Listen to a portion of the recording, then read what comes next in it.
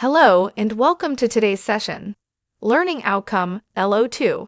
Understand the differences in ownership and interests relating to leases, licenses, and mortgages on land.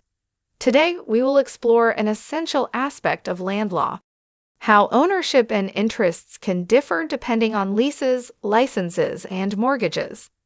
Have you ever wondered how your rights and obligations change depending on the type of legal interest you hold in land? This session will break down these concepts, explaining how each arrangement works, the rights it grants, and the responsibilities it imposes. By the end of this lesson, you will be able to distinguish between these forms of land interests, understand their legal significance, and see how they shape property transactions in practice. Land ownership in English law is not absolute. Individuals can hold interests like leases, licenses, and mortgages. These interests offer specific rights and obligations. They differ in legal status, duration, and enforceability.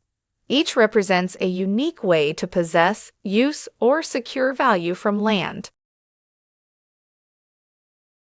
A lease grants exclusive possession for a fixed or periodic term.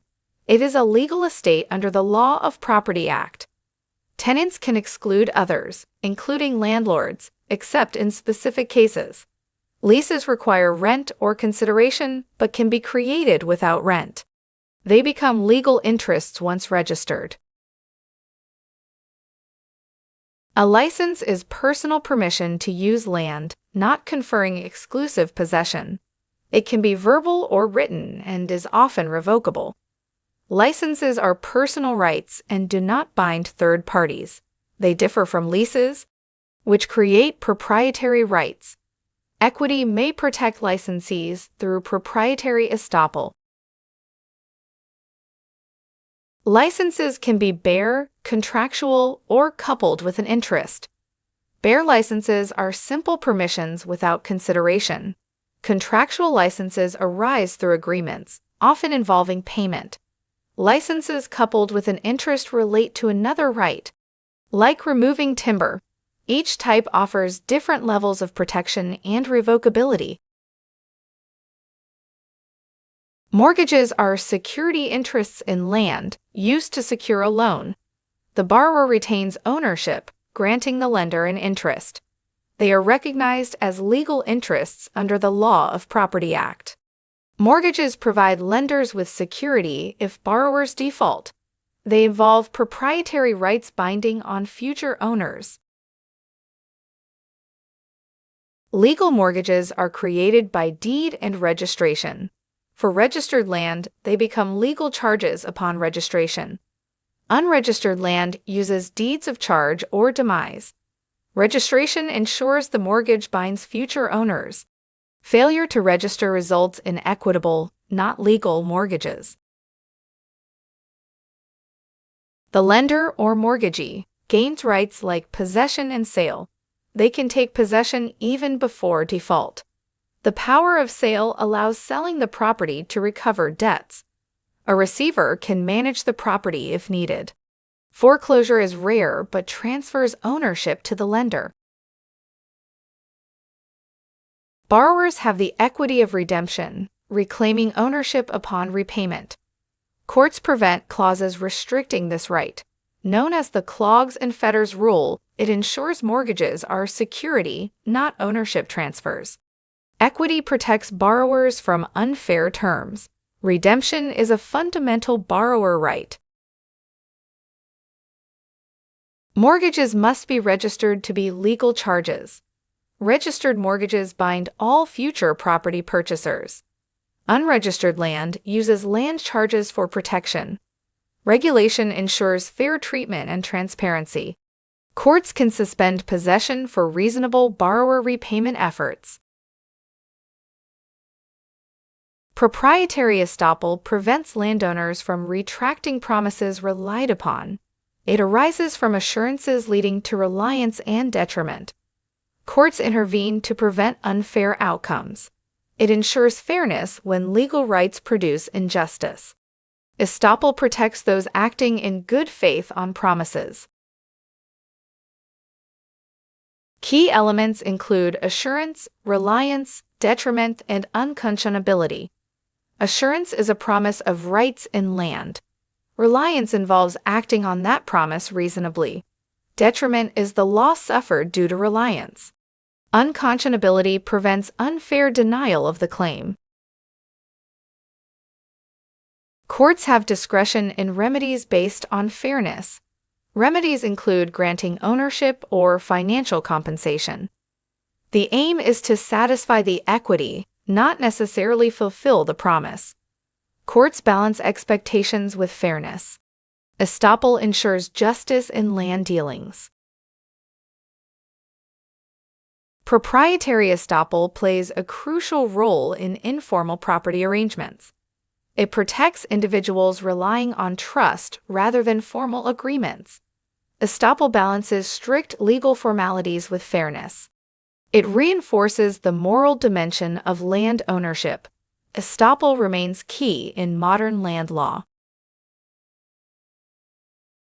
Mortgages are created by deed and protected through registration. They provide security for loans, ensuring lenders can recover debts. Borrowers retain the right to redeem, reclaiming ownership upon repayment. Modern legislation regulates mortgage operations. This ensures a clear and equitable framework. When borrowers default, lenders have several remedies. These include possession, sale, and appointing a receiver. Foreclosure is rare but possible. Lenders can also sue for the debt. Courts ensure remedies are fair and proportionate. Lenders can take possession to control or sell the property. The power of sale arises once the mortgage money is due. Conditions must be met before exercising this power. Sale proceeds repay the debt and costs. Surplus goes to the borrower. A receiver manages property income on behalf of the lender. This remedy is common in commercial mortgages. It allows recovery without direct possession or sale. The receiver collects rent and maintains the property. This limits lender liability for management decisions. Foreclosure transfers ownership to the lender, extinguishing borrower rights. It is rarely granted due to its harshness. Lenders can also pursue personal action for debt recovery. This is useful if property value is insufficient for full repayment. Courts prefer sale over foreclosure. Courts protect borrowers from losing homes unfairly. They can suspend possession for reasonable repayment efforts. Consumer protection laws ensure fair treatment. Equity upholds the right of redemption. This balances lender rights with borrower protection. Leases, licenses, and mortgages define distinct legal relationships in land law. They determine possession nature, rights extent, and available remedies. Understanding these differences is crucial for property transactions. Modern regulation ensures fairness and protection. Land law continues to balance freedom, fairness, and property rights. In conclusion, the video has demonstrated how land law governs property rights through leases, licenses, and mortgages. Each mechanism establishes distinct legal relationships and protections, highlighting the importance of understanding their differences when navigating property transactions. Contemporary regulations further promote fairness and security, reflecting the ongoing evolution of land law as it seeks to balance individual rights with broader societal interests. If you have any questions, please feel free to contact me by text or phone on 07484 361,688. Thank you for your attention, and I look forward to seeing you at the next session.